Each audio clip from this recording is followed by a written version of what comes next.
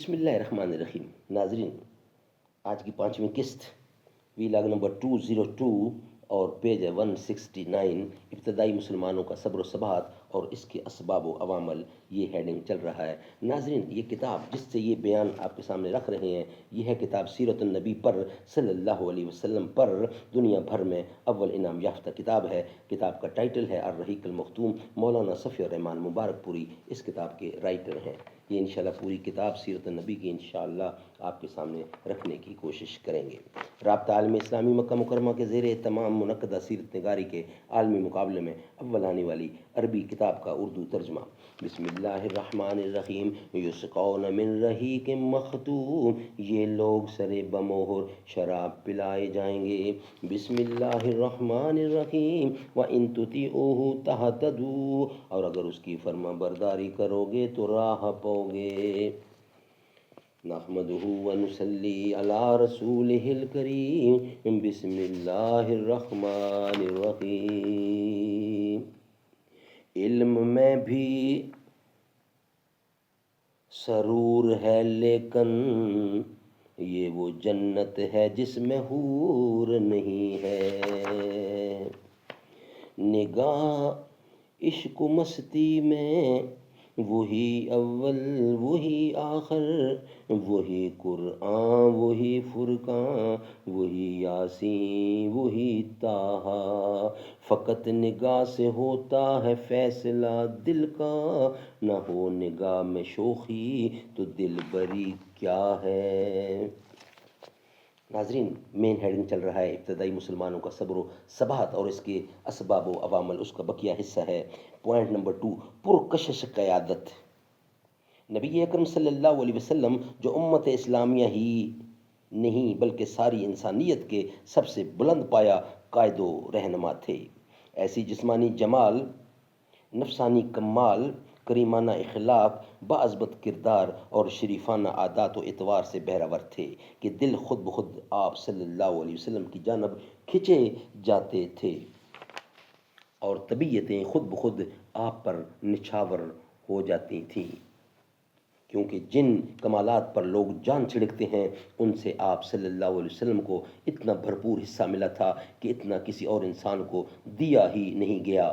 آپ صلی اللہ علیہ وسلم شرف و عظمت اور فضائل اور فضل و کمال کی سب سے بلند چوٹی پر جلوہ فگن تھے۔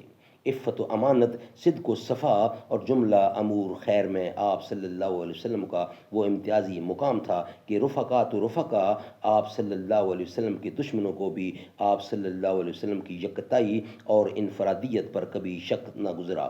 آپ صلی اللہ علیہ وسلم کی زبان سے جو بات نکل گئی دشمنوں کو بھی یقین ہو گیا کہ وہ سچی ہے اور ہو کر رہے گی۔ واقعات اس کی شہادت دیتے ہیں کہ ایک بار قریش کے ایسے 3 آدمی اکٹھے ہوئے جن میں سے ہر ایک نے اپنے بقیہ 2 ساتھیوں سے چھپ چھپا کر تنہا قرآن مجید سنا تھا، لیکن بعد میں ہر ایک کا راز دوسرے پر فاش ہو گیا تھا۔ انہی تینوں میں سے ایک ابو جہل بھی تھا۔ تینوں اکٹھے ہوئے تو ایک نے ابو جہل سے دریافت کیا کہ بتاؤ، تم نے جو کچھ محمد صلی اللہ علیہ وسلم سے سنا ہے اس کے بارے میں تمہاری رائے کیا ہے؟ ابو جہل نے کہا، میں نے کیا سنا؟ بات دراصل یہ ہے کہ ہم نے اور بنو عبد مناف نے شرف و عظمت میں ایک دوسرے کا مقابلہ کیا۔ انہوں نے غربا و مساکین کو کھانا کھلایا تو ہم نے بھی کھلایا۔ انہوں نے داد و دہش میں سواریاں عطا کی تو ہم نے بھی عطا کی۔ انہوں نے لوگوں کو عطیات سے نوازا تو ہم نے بھی ایسا کیا، یہاں تک کہ جب ہم اور وہ گھٹنوں گھٹنوں ایک دوسرے کے ہم پلہ ہو گئے اور ہماری اور ان کی حیثیت رئیس کے 2 مد مقابل گھوڑوں کی ہو گئی، اور ہماری اور ان کی حیثیت ریس کرنے والے یعنی ریس کے 2 مد مقابل گھوڑوں کی سی ہو گئی، تو اب بنو عبد مناف کہتے ہیں کہ ہمارے اندر ایک نبی آیا، ایک نبی محمد مصطفیٰ صلی اللہ علیہ وسلم ہے جس کے پاس آسمان سے وحی آتی ہے، بھلا بتائیے ہم اسے کب پا سکتے ہیں؟ خدا کی قسم ہم اس شخص پر کبھی ایمان نہ لائیں گے اور اس کی ہرگز تصدیق نہ کریں گے۔ چنانچہ ابو جہل کہا کرتا تھا، اے محمد صلی اللہ علیہ وسلم، ہم تمہیں جھوٹا نہیں کہتے، لیکن تم جو کچھ لے کے آئے ہو اس کی تکذیب کرتے ہیں۔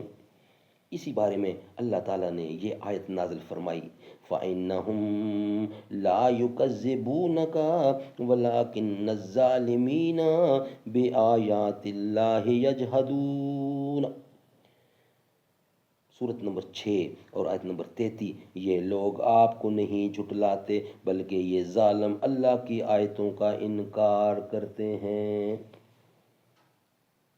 یہ لوگ آپ کو نہیں جھٹلاتے بلکہ یہ ظالم اللہ کی آیتوں کا انکار کرتے ہیں۔ ناظرین، اس کا بقیہ حصہ نیکسٹ ویلاگ میں آپ کے سامنے انشاءاللہ ہم رکھیں گے۔ 5واں ویلاگ یعنی 202 کمپلیٹ ہوا۔ ہم نہیں ہوں گے چمن میں آئے گی فصل بہاراں، ہم نہیں ہوں گے چراغ زندگی ہوگا فروزاں، ہم نہیں ہوں گے۔ جوانوں اب تمہارے ہاتھ میں تقدیر عالم ہے، تم ہی ہوں گے فروغ بزم امکاں، ہم نہیں ہوں گے۔